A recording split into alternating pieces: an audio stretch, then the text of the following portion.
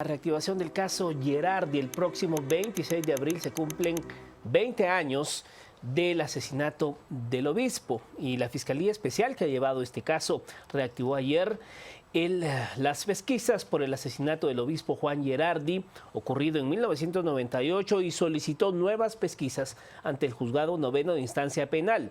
El fiscal Jorge García Mazariegos, acompañado de un auxiliar fiscal y del director ejecutivo de la Oficina de Derechos Humanos del Arzobispado, Neri Rodenas, acudió al despacho de la jueza Silvia Morales para solicitar 3 diligencias, una de las cuales se mantiene en reserva. De acuerdo con el jefe de la Fiscalía que conoce el caso, la solicitud consiste específicamente en escuchar la declaración de Alejandra Reyes Ochoa, expareja del capitán Byron Lima Oliva, asesinado dentro de la granja penal Pavón el 18 de julio del 2016. Además, que se ordene saber qué pudo pasar con Darío Morales García, fotógrafo del extinto Estado Mayor Presidencial, quien tiene una orden de captura vigente. Diligencias de investigación que están bajo reserva. Han transcurrido 20 años de ese asesinato en la casa parroquial de la iglesia San Sebastián en la zona 1 capitalina. Y pues bueno, también hay que recordar que por este caso fueron condenados el coronel Byron de Israel Lima Estrada, el capitán Byron Miguel Lima Oliva, el especialista del ejército José Obdulio Villanueva y el sacerdote Mario Orantes. ¿Puede el caso Gerardi dar un giro a 20 años de haber ocurrido? Esa es la pregunta que trataremos de responder esta noche acá a las 8:45, y para ello tenemos acá a 2 invitados: al abogado José Toledo, abogado penalista que en su momento fue defensa del padre Mario Orantes, y también al abogado penalista Francisco Gallardo. A ambos buenas noches, bienvenidos a las 8:45, y Fernando Sánchez nos acompaña en las entrevistas y el análisis. Gracias, Mario. Muy buenas noches. Buenas noches.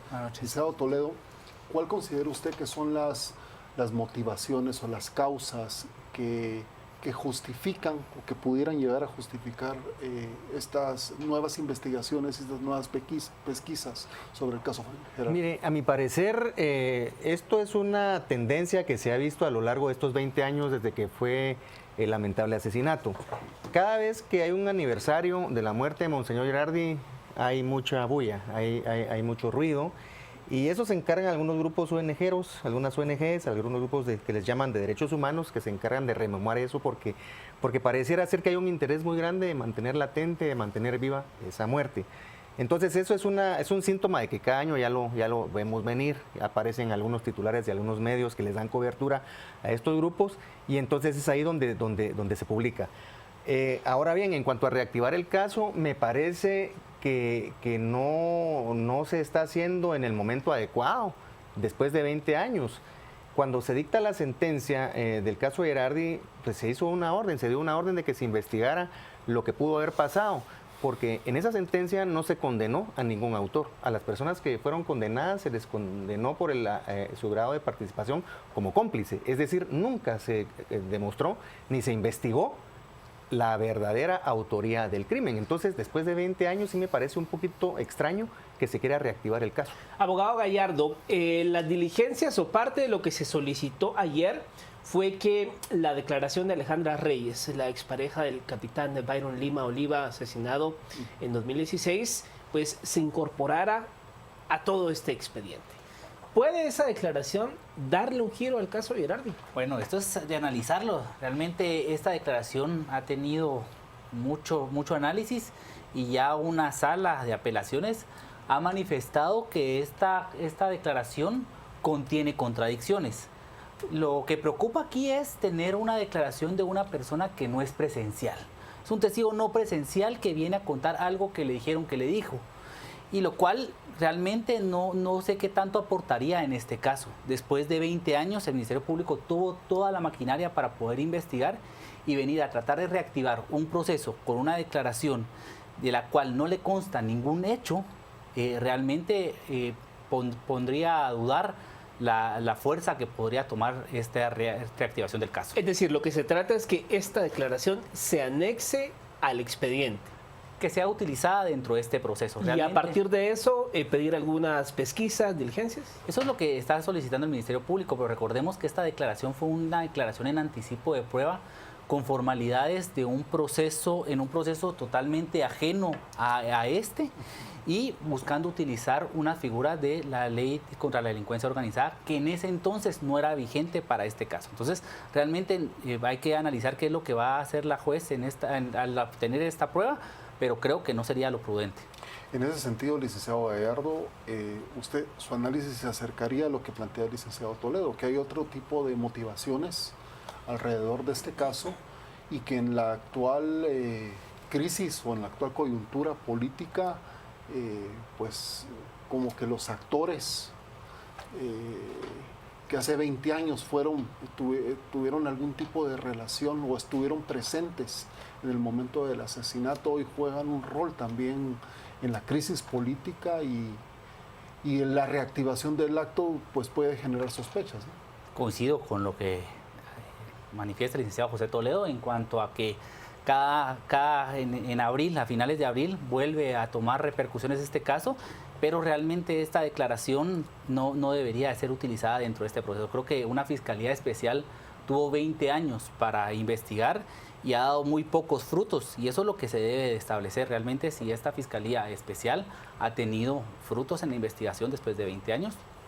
Abogado Toledo, ayer cuando se daba a conocer esta información en la tarde-noche, surgía una disyuntiva en las redes sociales, que si el próximo 26 de abril, al cumplirse 20 años, prescribía la persecución penal, si no prescribía. ¿Usted nos puede aclarar, estos prescriben los delitos el 26 de abril o no? No, definitivamente no. ¿Se puede continuar la persecución? Se puede continuar, no hay ningún problema. La prescripción ocurre luego de que ha transcurrido la pena máxima señalada al delito, que en este caso es un delito de ejecución extrajudicial, aumentada en una tercera parte. Entonces el delito tiene una pena mayor de 30 años, digamos que no ha pasado el término de prescripción.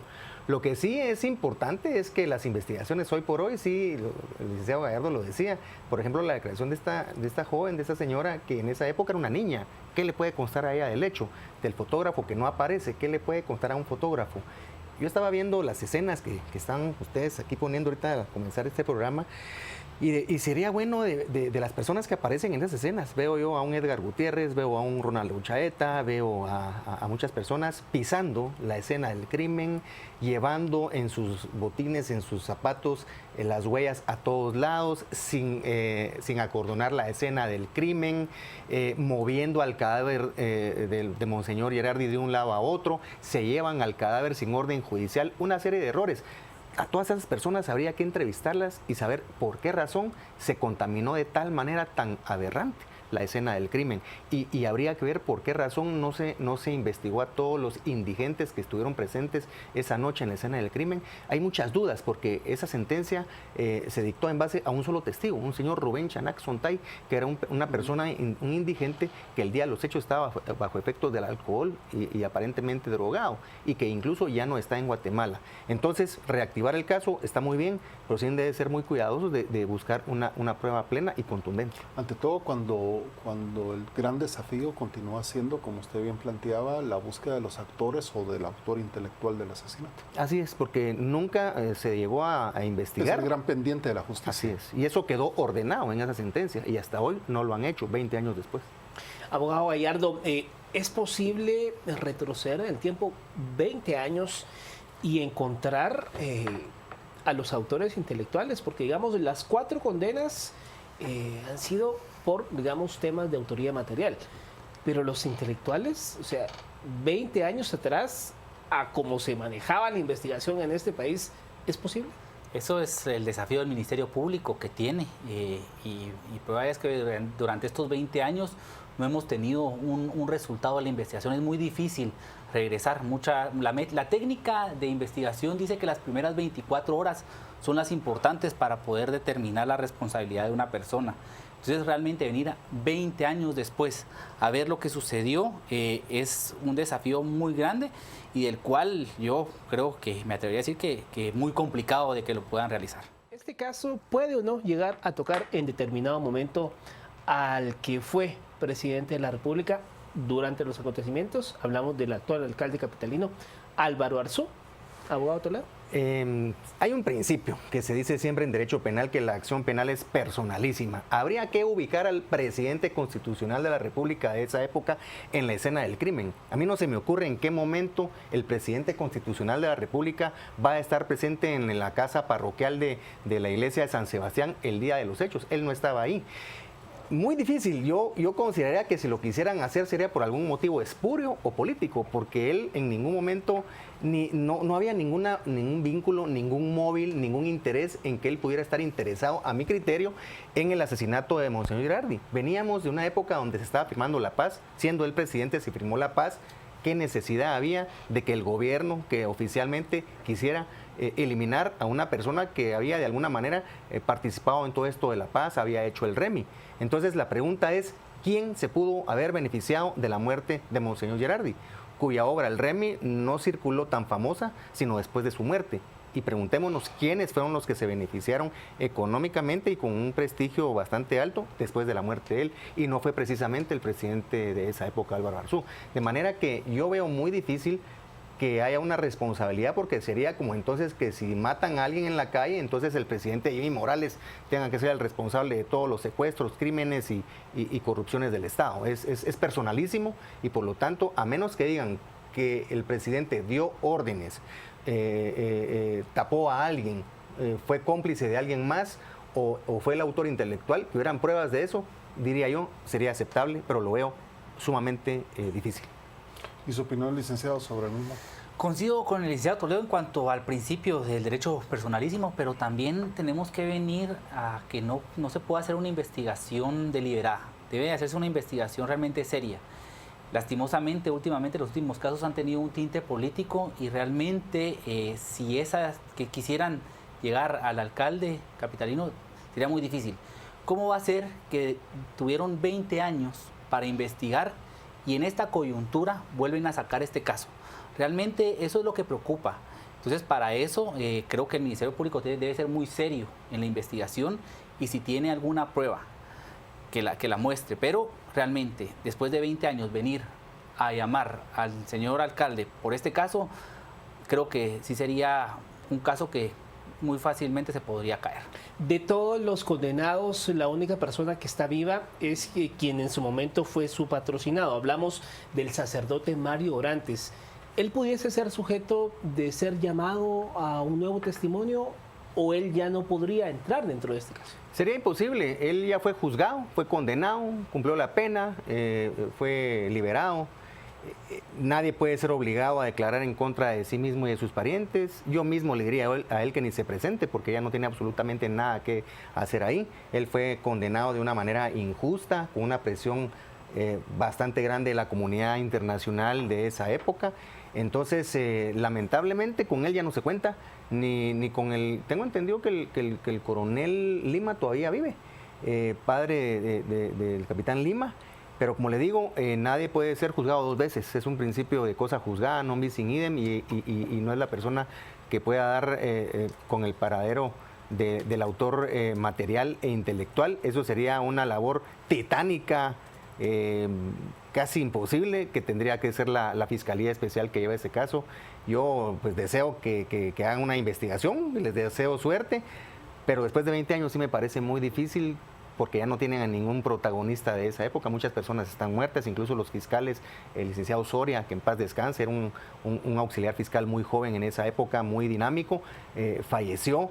Testigos que han muerto, indigentes de esa época que pudieron haber visto algo ya no están, funcionarios del gobierno de esa época tampoco están, personas de la iglesia, otros móviles de teorías que se establecieron alrededor de la muerte de Monseñor Girardi, como el robo de imágenes, como asuntos políticos, e incluso un perro que estuvo involucrado, el perro Balú. Son cosas que muy difícilmente se van a tratar a poder desenterrar después de tantos años. Yo creo, en mi punto de vista muy particular, que el contexto de esa época era un contexto muy político. El juicio de la muerte de Girardi fue el primer caso de impacto donde hubo mucha intervención internacional. Guatemala venía de una mala fama de impunidad. Los Estados Unidos y la comunidad internacional estaban donando muchos recursos al Estado de Guatemala, al organismo judicial, y hubo mucha presión mediática para que Guatemala diera una apariencia de que estaba saliendo de esa situación de impunidad. Y aquí, pues los 4 condenados prácticamente fueron el chivo expiatorio. Poniendo otra hipótesis, abogado Gallardo, en medio de todo esto siempre se ha mencionado la parte acusatoria, la extinta estructura del Estado Mayor presidencial, desaparecida durante el gobierno de Alfonso Portillo. Esa estructura, digamos, archivos militares, de inteligencia, ¿pudiesen servir de algo si se quiere investigar algo? Pues ya el Ministerio Público, dentro de su investigación, tuvo todo este periodo para poder traer cualquier otro archivo. Hemos visto que se han abierto estos archivos y se han podido traer a otros procesos y realmente no vemos que esto venga ahorita a salir en este proceso.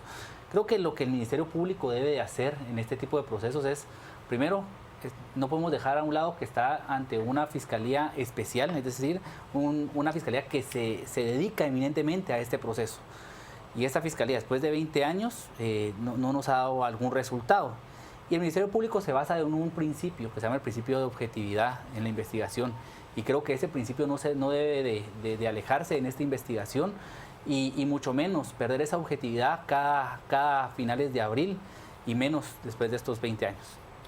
Ahora bien, licenciado, después de estos 20 años y viendo en perspectiva y con el objetivo de lograr algún día saber quiénes son los autores intelectuales del caso, ¿cuáles son las grandes lecciones que este proceso le deja a la sociedad guatemalteca y especialmente al sistema de justicia guatemalteco?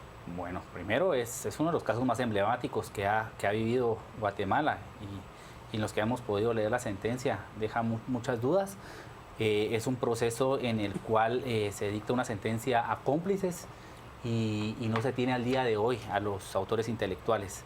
La lectura es que el Ministerio Público debe de agotar la investigación, pero siempre no olvidando los principios fundamentales. Es buscar una investigación objetiva y dejar a un lado los tintes políticos para poder determinar realmente lo que sucedió. Difícil, después de 20 años, venir a buscar a estos autores intelectuales. Entonces, ese es el desafío que tiene hoy el Ministerio Público. Ya para ir concluyendo, 2 ideas breves de ambos.